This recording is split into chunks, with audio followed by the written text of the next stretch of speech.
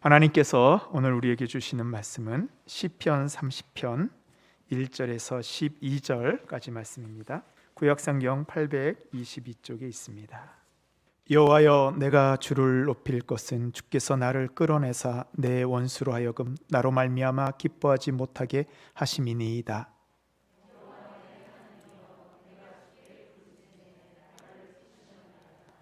여호와여, 주께서 내 영혼을 소홀에서 끌어내어 나를 살리사 무덤으로 내려가지 아니하게 하셨나이다.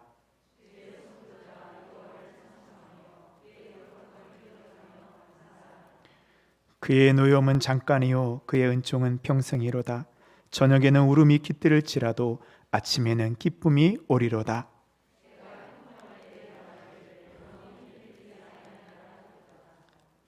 여호와여, 주의 은혜로 나를 산같이 굳게 세우셨으니 주의 얼굴을 가리심에 내가 근심하였나이다.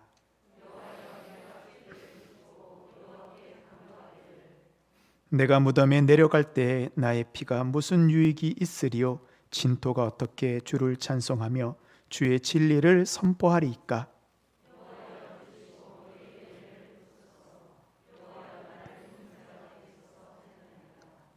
주께서 나의 슬픔이 변하여 내게 춤이 되게 하시며 나의 베옷을 벗기고 기쁨으로 띄우셨나이다. 내 영광으로 주를 찬송하게 하심이니 여호와 나의 하나님이여, 내가 주께 영원히 감사하리이다. 아멘. 이것은 하나님의 말씀입니다. 내가 이 자리에 내 뜻과 내 능력으로 또한 내 생각으로 온 것 같지만요, 하나님께서 우리를 부르셨기 때문에 우리가 이 자리에 있습니다. 우리가 지금 앉아있는 것이 하나님의 은혜입니다. 아멘. 하나님 우리를 사랑하셔서 우리를 부르셨습니다. 어느 강가에 많은 가족들이 이제 물놀이를 하고 있었습니다. 모두들 시원한 물에서 이제 즐겁게 놀고 있는데 갑자기 사람들이 웅성웅성하면서 아이가 물에 빠졌습니다 라고 하는 거예요. 정말 어린아이 하나가 강물에 떠내려 가고 있었습니다. 근데 하필이면요, 아이가 지금 떠내가고 있는 것이 강물이 이렇게 돌아서 나가는 깊은 여울이었습니다. 그래서 아무도 섣불리 들어가지 못하고 안타까운 소리로 어떻게 이야기만 하고 있었습니다. 아이가 강물 속으로 한 번, 두 번 가라앉을 때 한 남자가 강물 속으로 뛰어들어 아이 쪽으로 헤엄을 쳐서 아이를 구해냅니다. 이 남자가 누구일까요? 바로 아이의 아버지였습니다. 강가에는 수많은 사람들이 있었지만 아이가 빠졌을 때 모두 안타까움만 할 뿐 아무도 구하러 들어가지 않았습니다. 그러나 아버지는 수영을 잘하든지 못하든지 물속으로 뛰어 들어갔습니다. 왜요? 내가 들어가지 않으면 내 아이가 죽을 거라는 절박함이 그의 마음 가운데 있었습니다. 그 절박함이 아버지를 물속으로 뛰어 들어가게 하였습니다. 요즘 많은 사람들이 위기라고 말을 합니다. 가정도 위기요, 학교도 위기요, 사회도 위기요, 또 이제는 교회까지 위기라고 합니다. 한국교회 미래 2040이라는 책을 쓴 최현식 목사님이 있습니다. 우리나라 최초로 이 미래학으로 또한 박사를 받은 분입니다. 근데 이분이 쓴 책에 보면요, 아직 한국교회의 위기는 시작되지도 않았다고 이야기하고 있습니다. 우리는 한국교회가 이제는 다 바닥까지 떨어졌다고 얘기하는데요, 아니랍니다. 아직 시작도 안 했다고 할 만큼 한국교회의 위기는 심각하다고 이야기를 합니다. 여기저기서 위기라며 안타까워합니다. 그런데 정작 위기를 벗어나기 위해서는 우리가 노력을 하지 않습니다. 왜일까요? 우리가 절박함을 느끼지 못해서입니다. 지금 이 위기를 벗어나지 않으면 안 된다는 간절함이 우리에게는 별로 없습니다.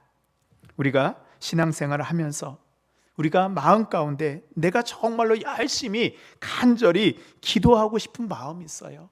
어떤 우리 권사님, 집사님을 보면 나도 저분처럼 기도하고 싶은데, 나도 저분처럼 응답받고 싶은데 왜 나는 그게 잘 되지 않을까? 우리의 모습을 돌아봐야 됩니다. 위기를 넘어서는 믿음을 가지고 간절한 기도를 드리기 위해서는 우리가 어떻게 해야 될까요? 첫 번째로 우리는 괴로운 기도를 하나님께 드려야 됩니다. 오늘 말씀 시편 30편은 다윗의 시편입니다. 다윗은 말년에 자신의 아들 압살롬이 반역하여서 왕위에서 쫓겨나게 됩니다. 수치를 당하게 되죠. 그런데 하나님의 보호하심으로 말미암아 다시 왕위에 오르게 됩니다. 고난 뒤에 하나님의 보호하심을 경험하고 나서 비로소 시편 30편과 같은 찬양과 기도를 올려드리게 됩니다. 다윗이 고난 가운데 있을 때 어떻게 기도했을까요? 우리 2절 말씀 보면 다윗의 기도가 우리에게 느껴집니다. 우리 함께 읽겠습니다. 여호와여 내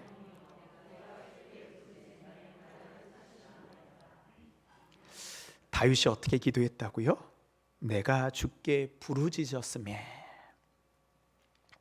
부르짖었다는 말은요, 히브리어로 샤와라입니다. 근데 이 영어 성경을 보면은 cry입니다. cry가 뭐예요? 우는 것입니다. 울며 소리치는 것입니다. 바닥에 주저앉아 죄를 머리에 뿌르며 내 옷을 찢으며 간절하게 우는 모습이 바로 샤와라입니다. 다윗은 왕이라는 체면을 따지지 않고 울며 부르짖으며 하나님께 기도를 드렸습니다. 그러자 하나님께서는 그 다윗의 절박한 기도를 들으시고 다윗을 위기 가운데 구원해 주셨습니다.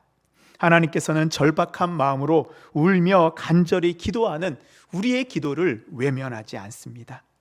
지금 우리의 기도, 여러분의 기도는 어떻습니까? 하나님, 지금 내 기도 들어주지 않으면 우리 가정은, 우리의 자녀들은 지금 무너질 수밖에 없습니다. 우리의 기업이 어떻게 해볼 도리가 없습니다 라고 많이 생각해 보십시오. 기도가 어떻게 될까요? 지금처럼 기도하겠습니까? 달라지게 됩니다. 내가 기도하지 않으면 우리 교회가 어려운 가운데 있다라고 생각해 보십시오. 그러면 우리가 간절히 기도하지 않을 수 없습니다.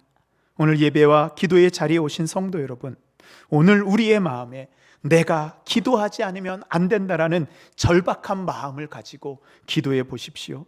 우리의 태도가 변하게 되면 기도가 달라지게 됩니다. 우리가 예배 올 때 어떤 마음으로 이 자리에 오셨습니까? 우리의 간절한 마음으로부터 기도가 시작됩니다.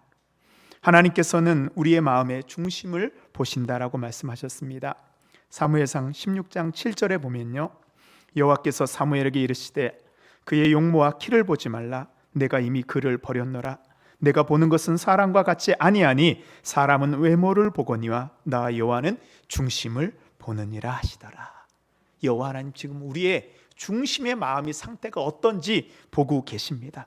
하나님 응답해 주시면 좋고 그렇지 않으면 어쩔 수 없죠 라는 마음으로 우리가 기도해 보십시오. 응답이 없습니다. 기도할 때는요, 내일이 없는 사람처럼 기도해야 됩니다. 우리가 기도에 대해서 그렇게 좀 절박하지 않은 것 같아요. 근데 예수님께서 누가복음에 보면 기도에 대해서 이렇게 비유로 말씀하셨습니다. 어느 마을에 사람들을 업신여기고 하나님도 두려워하지 않는 불의한 재판관이 있었습니다. 어느 날 이 재판관에게 과부가 찾아와서 이야기합니다. 재판관님, 나의 억울함을 풀어주십시오 라고 부탁을 해요. 불의한 재판관이라는 뜻은 무슨 뜻이냐 하면 그냥 재판을 들어주는 것이 아니고 자신한테 뭐가 생겨야지, 우리말로 뇌물이 좀 들어와야지, 돈을 좀 써야지, 나한테 이익이 돼야지 그 사람한테 재판을 해주는 거예요. 그런데 과부가, 이 불쌍한 과부가 뭐가 있겠습니까? 재판관한테 드릴 수 있는 게 뭐가 있겠어요? 이 불의한 불쌍한 과부의 청을 재판관이 들어주지 않습니다. 무시합니다. 그런데 이 무시당한 여인이요, 재판관을 찾아옵니다. 언제부터? 이른 아침부터 밤 늦은 시간까지 재판관을 쫓아다니며 강청합니다. 나의 억울함을 풀어주십시오. 재판관이 가는 뭐다 문 앞에서 그 사람이 나올 때까지 기다립니다. 불의한 재판관이 어떻게 돼요? 나중에는 두 손 두 발 듭니다. 누가복음 18장 5절에 보면 이렇게 얘기하고 있습니다. 우리 함께 읽겠습니다. 이 과부가 나를 번거롭게 하니 내가 그 원한을 풀어주리라. 아멘. 재판관이요, 하나님도 두려워하지 않고 사람도 무시하는데 뭐라 그래요? 이 과부가 나를 번거롭게 하니 내가 그 원한을 풀어주겠다. 여기에서 기도의 원리가 우리에게 드러납니다. 예수님이 말씀하신 대로요, 기도는요 하나님을 괴롭게 하는 거예요. 하나님이 괴로워하실 정도로 우리가 기도해야 됩니다. 제가 말씀을 준비하면서 하나님을 괴롭게 하는 기도가 도대체 무엇일까? 하나님을 괴롭게 하기 위해서는 내가 먼저 괴로울 정도로 하나님께 매달려 기도하는 것입니다. 기도는요 절대로 편하지 않습니다. 기도의 자리가 쉽지 않습니다. 그러나 우리의 괴로운 기도에 대해서 하나님께서 함께 괴로워하시며 응답하여 주심을 믿으시기 바랍니다. 아멘. 하나님께서는 이 괴로운 기도에 대해서 이렇게 또 말씀하셨습니다. 같이 연결되는 이 말씀인데요, 누가복음 18장 7절에 보면 하물며 하나님께서 그 밤낮 부르짖는 택하신 자들의 원한을 풀어주지 아니하시겠느냐, 그들에게 오래 참으시겠느냐. 기도할 때 밤낮 부르짖으며 강청하는 마음으로 기도해 보십시오. 이것이 응답되지 않으면 내가 오늘 이 기도의 자리를 떠나지 않겠다는 결단을 하고 우리가 기도해야 됩니다. 제가 전임 전도사 시절부터 지금까지 저와 함께 연락하면서 중보기도해 주시는 한 권사님이 계십니다. 이분이요 새벽 기도가 끝나도 제일 늦게까지 남아서 기도를 합니다. 담임 목사님 계시고 또한 저희 같은 부교육자 있는데도 예배당 한 끝에서 이 권사님의 간절히 신음 같은 기도 소리가 저희가 기도 끝나고 나올 때까지 떠나지 않습니다. 어떤 날은요 날이 환하게 밝을 때까지 이분이 기도하고 나아갑니다. 근데 이분이요 그렇다고 나서 또 세상적으로 너무 힘든 분이 아니에요. 그분의 남편은 국립대학 교수입니다. 부족한 것이 없어요. 그런데 그렇게 하나님께 간절히 기도합니다. 그래서 하나님께서 그 권사님의 기도를 응답해 주시는 것을 저는 그 옆에서 여러 번 제가 보았습니다. 이 권사님 아들이요 똑똑하긴 한데 처음에는 이 지방의 국립대에 이제 입학을 했습니다. 근데 기도하면서 수도권에 있는 대학으로 편입을 하고요, 또 대학원은 대전의 카이스트에 들어가서 박사학위를 받았습니다. 순수 국내 학위를 가진 학자인데 지난해 부산의 국립대학인 부산대의 교수로 임명이 되었습니다. 소위 세상 사람들이 말하는 줄도 없습니다. 백도 없습니다. 누구에게 부탁하지도 않았는데요, 젊은 나이에 부산의 명문대학의 교수가 되었습니다. 누가 이 일을 하셨을까요? 제가 이 아들을 제 청년 때부터 같이 양육을 쭉 했습니다. 근데 한 번은 이 청년회에서 겨울 수련회를 좀 멀리 떠났습니다. 근데 이 권사님 아들이요 수련회 가기 전에 다리가 부러져서 깁스를 하였습니다. 그래서 모두 다 이 아들이 수련회에 못 올 거라고 생각을 했어요. 그런데요 이 아들이 목발 짚고 버스 타고 택시 타고 그 수련회는 장소까지 찾아오더라고요. 그래서 목발 짚고요 밤새도록 기도하고 함께 찬양하고 말씀을 나누었습니다. 저는 지금도 그 모습을 잊지 못합니다. 기도하는 어머니에게 기도하는 자녀가 있습니다. 우리가 기도하지 않으면서 어떻게 우리 자녀가 기도하기를 바라십니까? 우리가 기도하지 않으면서 우리의 목장이 어떻게 기도하기 바라십니까? 이 권사님이요 구역장으로 구역을 섬기는데, 우리 집 목자죠, 목장을 섬기는데 매주 구역원들을 돌아보고 구역원의 문제를 가지고 기도합니다. 근데 이 구역원의 한 분의 남편이 거의 알코올 중독 수준이에요. 저희 교회 옆에서 있었기 때문에 제가 잘 알죠. 이 집안에 평안할 날이 없어요. 근데 이 권사님과 이 구역 식구들이요 끈질기게 이 가정과 이 남편을 위해서 기도했어요. 그래서 그 기도와 섬김을 통해서 결국 다 회복되고 영적으로 회복되고요 예배드리고 구역 모임에 참석하면서 은혜를 나누는 모습을 제가 보았습니다. 이외에도 기도할 때 악한 영의 결박대에서 회복되고 또한 질병이 낫고 구원받는 역사가요 수없이 일어났습니다. 누구를 통해서? 마지막까지 하나님께 강청하는, 하나님을 괴롭게 하는 그 한 사람을 통해서 하나님의 역사가 일어납니다. 사랑하는 성도 여러분, 다윗의 기도를 들어주신 것 같이, 이 권사님의 강청하는 기도를 들어주신 것 같이 우리가 하나님께 강청하여 기도할 때 하나님께서 우리의 기도를 들어주실 것을 믿습니다. 아멘. 우리에게 이 간절함의 기도가 회복되기 위해서 우리에게 필요한 것이 무엇일까요? 두 번째로는 우리에게 거룩함이 회복되어야 됩니다. 다윗은 이 스올 죽음과 같은 고통을 경험하고 회복된 다음에 시편 30편에서 이렇게 기도하였습니다. 우리 3절을 보면요, 여호와여 주께서 내 영혼을 스올에서 끌어내어 나를 살리사 무덤으로 내려가지 아니하게 하셨나이다. 주의 성도들아 여호와를 찬송하며 그의 거룩함을 기억하며 감사하라. 거룩함을 기억할 때 우리에게 간절한 기도가 나오게 됩니다. 이 거룩함은요, 인간에게 있는 성품이 아닙니다. 하나님이 가지고 계신 성품입니다. 이 거룩함이 우리에게 들어오게 되면요, 우리의 어두움이 드러나게 되고 나의 죄악이 바깥으로 나오게 됩니다. 그래서 우리가 거룩하신 하나님 앞에 서면 우리의 죄가 드러나고 내가 얼마나 불의한 존재인지, 불쌍한 존재인지, 죽어야 대한 존재인지 우리가 알게 되는 거예요.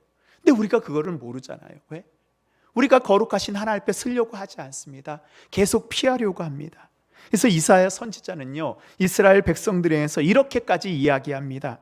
이사야 41장 14절에 보면요, 버러지 같은 너 야곱아, 너희 이스라엘 사람들아 두려워하지 말라. 나 여호와가 말하노니 내가 너를 도울 것이라. 내 구속자는 이스라엘의 거룩한 이인이라. 하나님의 거룩한 빛 앞에서 우리가 다 드러나게 되니까요, 내가 어떻게 보이는 거예요? 버러지같이 불쌍한 모습으로 이제 내가 나를 알게 되는 거예요. 여러분, 내 모습이 추하고 버러지 같은 모습까지 보여줘야지 우리가 하나님 앞에 기도할 수 있어요. 왜? 우리는요, 거룩하다고 생각하고 부족한 것이 없다 생각하고 이 정도면 됐다라고 생각하니까 하나님 앞에 간절히 기도하지 않는 거예요. 우리의 모습, 나의 죄악된 모습을 보고 해낼 때 하나님께서 우리의 기도를 들어주십니다.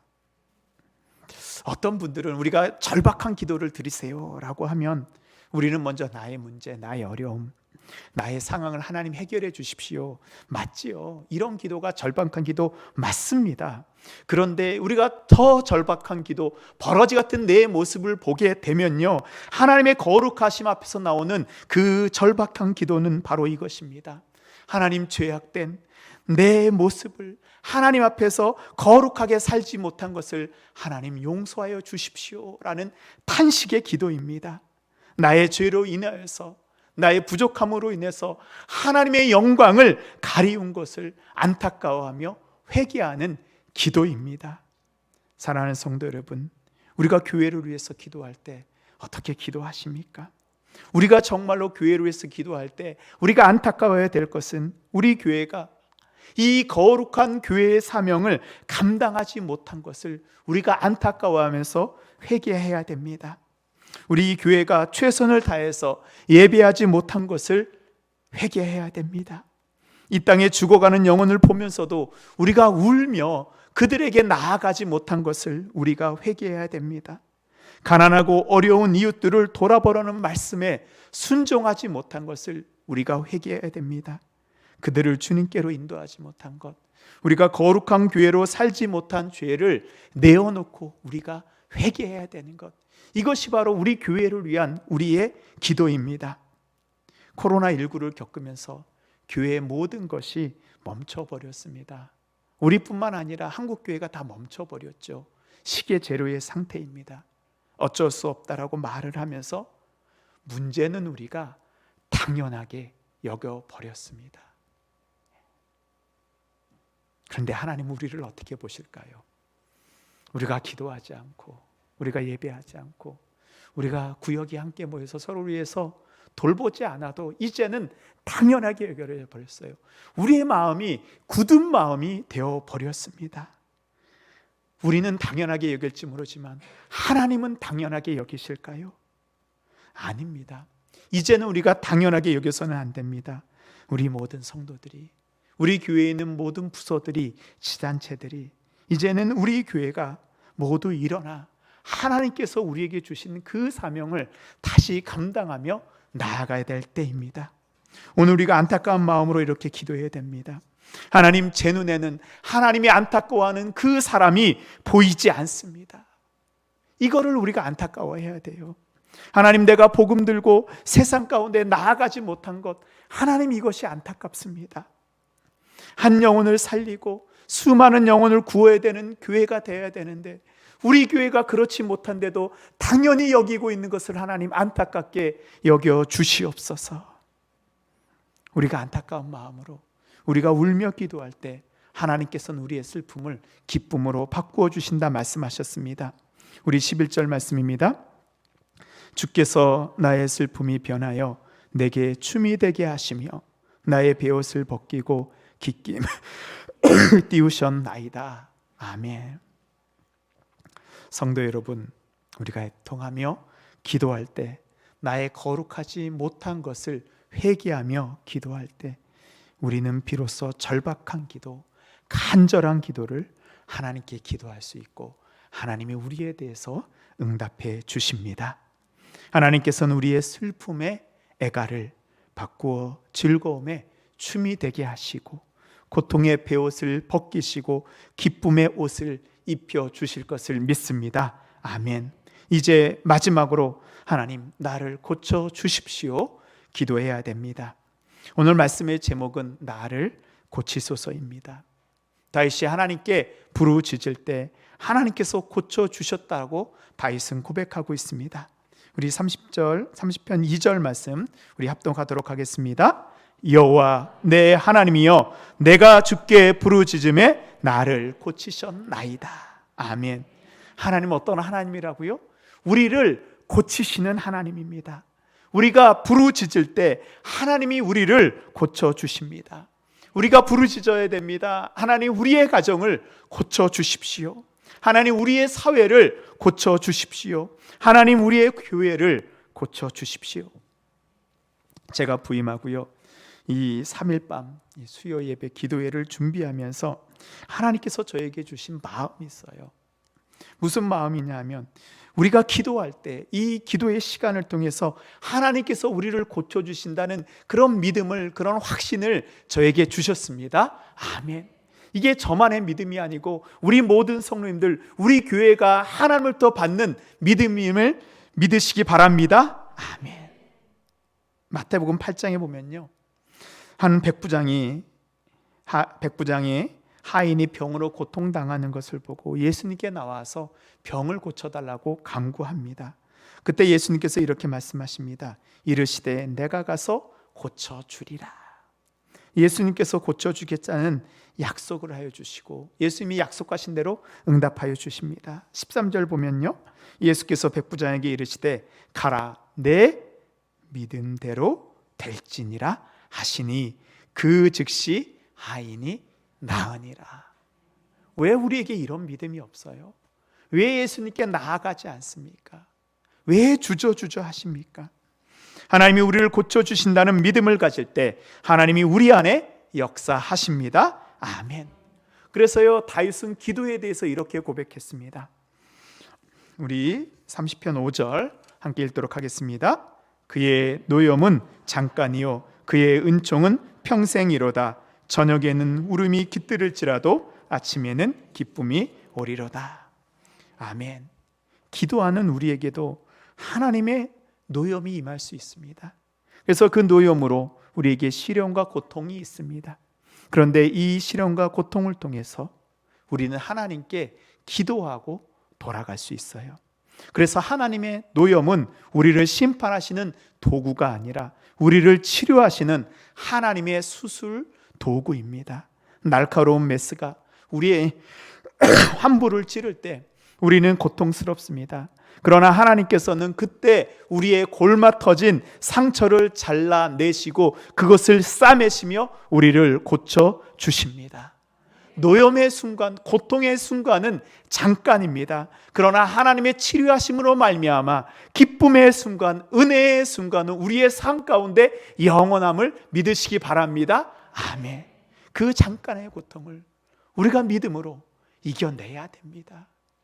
하나님께서 나를 고치시고 나를 수술하실 때 그 수술을 믿음으로 우리가 받아내시기 바랍니다. 그리고 나서 하나님의 치료하심, 하나님의 회복하심 우리가 고백하십시오. 하나님이 나를 고치셨습니다. 사랑하는 성도 여러분, 오늘 우리가 다윗처럼 울며 기도할 때 하나님이 회복하신 고치심으로 말미암아 우리는 기쁨으로 새 아침을, 기쁨의 아침을 맞을 것을 믿습니다. 아멘. 이제는 우리를 죄악 가운데서 구원하여 주시기 위해 십자가를 지신 예수 그리스도의 크신 사랑과 우리의 강청하는 기도를 외면하지 않으시고 응답하여 주시는 아버지 하나님의 그 크신 사랑하심과 우리가 힘들고 어려울 때 우리를 다시 일으켜 주시며 우리에게 새 힘과 새 능력 허락하여 주시는 성령님의 교통교제 역사, 인도하심이 이제 우리를 고치시는, 우리를 회복해 하시는 그 하나님을 바라보며 믿음으로 기도하기 원하는 주님의 모든 백성들 머리 위에 하나님의 은혜가 임하는 우리의 가정과 하나님의 고치시는 우리의 자녀 위에 하나님의 복 주신 우리의 기업과 일터와 학업 위에 이 땅을 구원하는 거룩한 동신교회 위에 이제부터 영원토록 함께 하시기를 간절히 축원하옵나이다. 아멘.